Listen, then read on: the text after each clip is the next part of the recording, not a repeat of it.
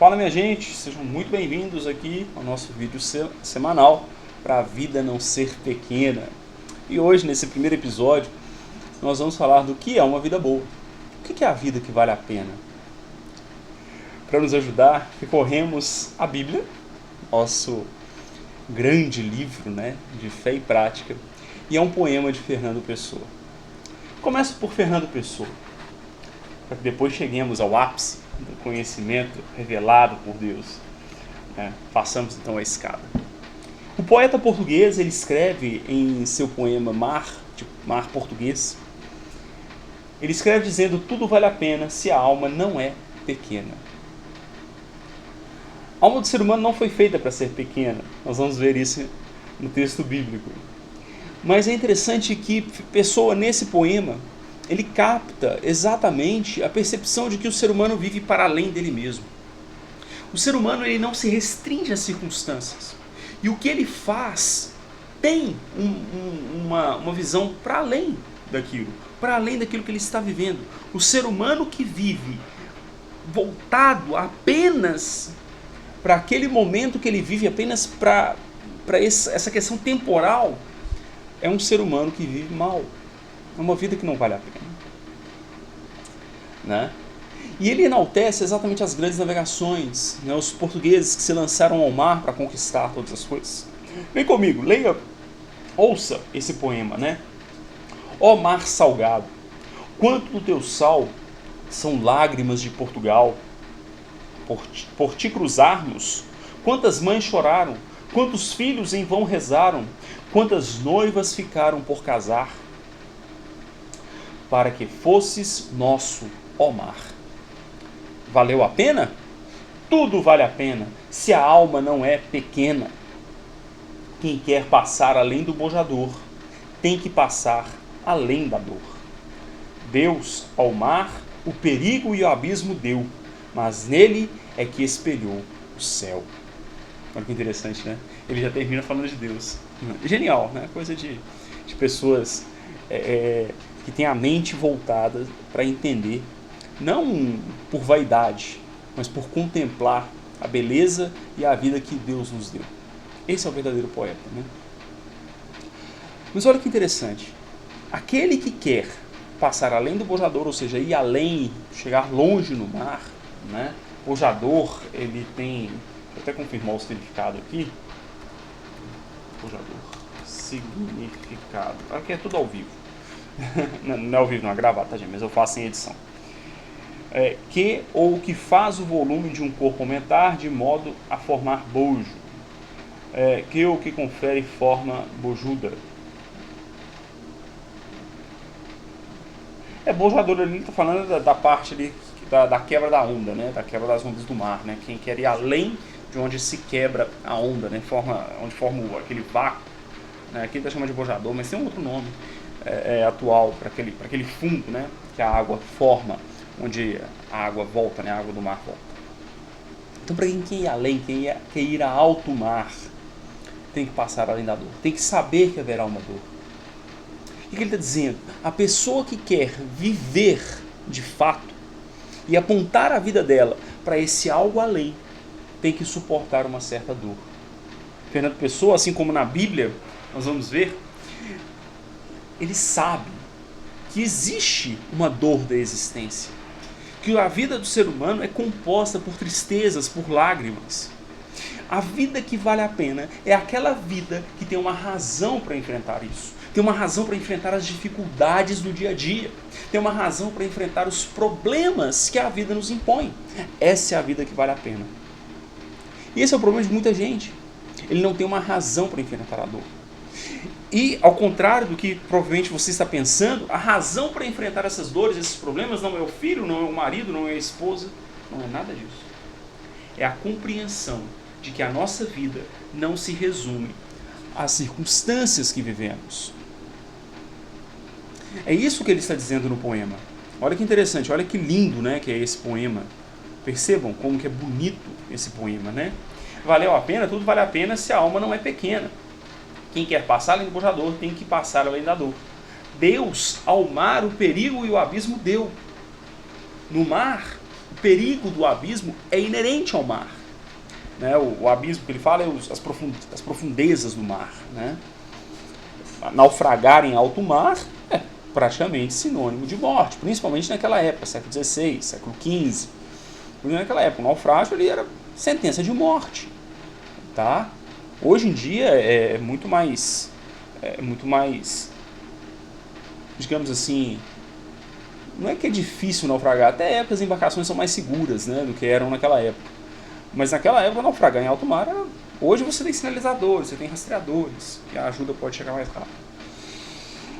Mas foi no mar, foi nesses perigos que Deus espelhou o céu. Por quê? Porque quando passamos por essas dificuldades e enfrentamos, é que nós temos a noção de que a nossa vida vale muito e de que a nossa vida está apontada para algo maior. Quando os problemas são vencidos, é que nós damos significados a ele e nos colocamos em movimento para algo maior. Veja isso comigo na Bíblia. Eclesiastes capítulo 3, versículo 11, e nesse capítulo é onde Salomão escreve, olha, há tempo para todo propósito debaixo do céu. Há tempo para chorar, tempo para sorrir, tempo para plantar, tempo para colher, enfim, ele faz esses paralelos. Mas no versículo 11, olha que interessante. Tudo fez Deus formoso no seu devido tempo, nas suas devidas circunstâncias. Essa palavra tempo aqui também dá a ideia de temporada, né, de momento, de época, né? Então, na vida da gente tem época que está passando dificuldade, tem época que está mais tranquilo, tem uma época que está doente, tem uma época que está... E tudo fez Deus formoso. Um amigo meu, ele usou a seguinte expressão, colega de mestrado, né? Usou a seguinte expressão: reclamar é a forma mais fácil de desprezar a graça de Deus. Porque, no fundo, tudo é graça, tudo é Deus que fez. Tudo que acontece foi Deus que fez. O que nós perdemos é essa percepção de que tudo vai além das circunstâncias. E o texto segue. Também pôs a eternidade no coração do homem, sem que este possa descobrir as obras que Deus fez, desde o princípio até o fim.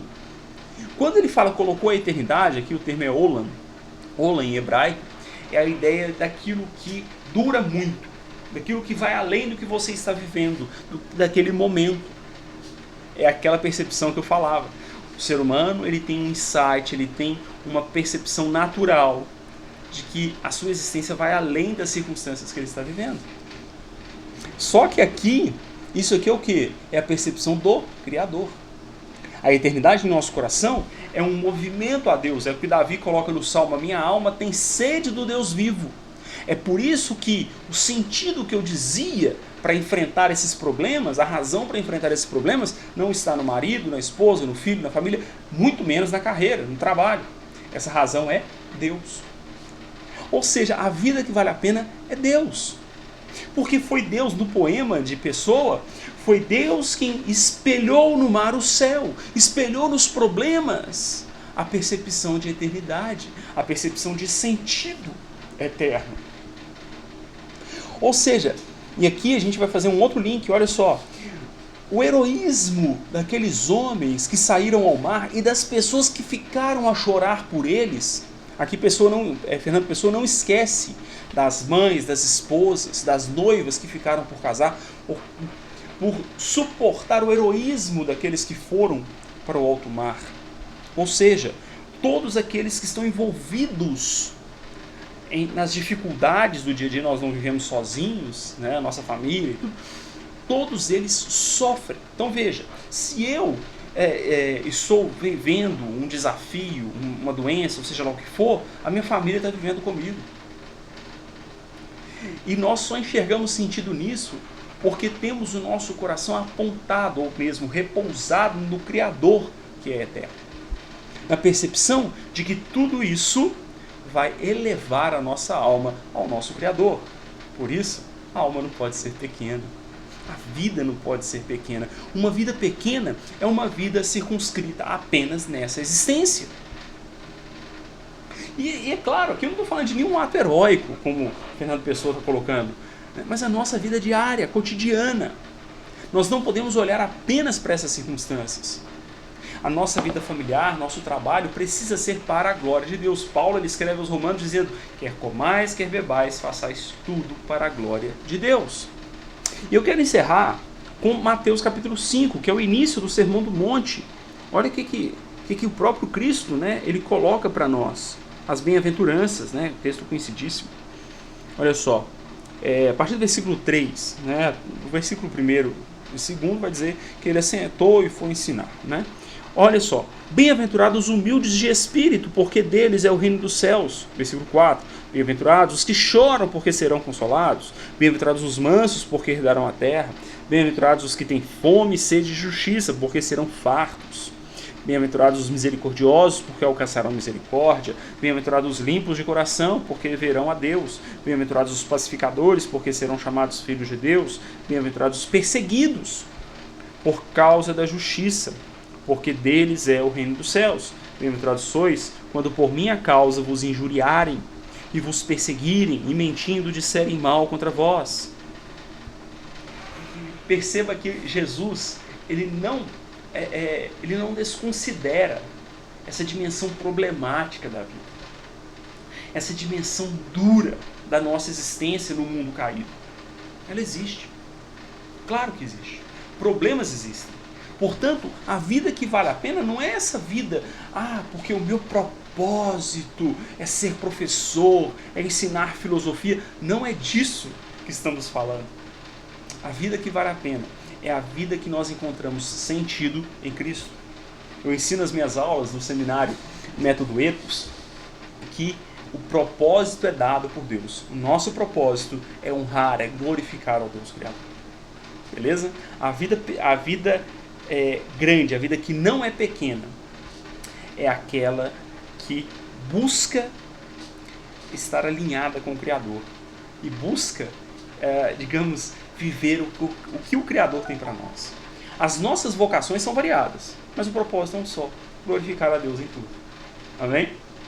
Isso é uma vida que não é pequena. Isso é uma vida que vale a pena ser vivida. E esse é o meu convite para você. O primeiro link da descrição é o link de inscrição no seminário de filosofia Método Ethos. Por que Método Ethos? Ethos não é uma sigla. Ethos é uma palavra que significa ser. E o convite é: vem ser o que Deus nos criou para sermos. Homens e mulheres que glorificam o santo nome do Criador. Esse é o meu convite. Vem para o seminário de filosofia Método Ethos e vem viver a vida que vale a pena. Que Deus abençoe você, Deus abençoe sua família. Até a próxima.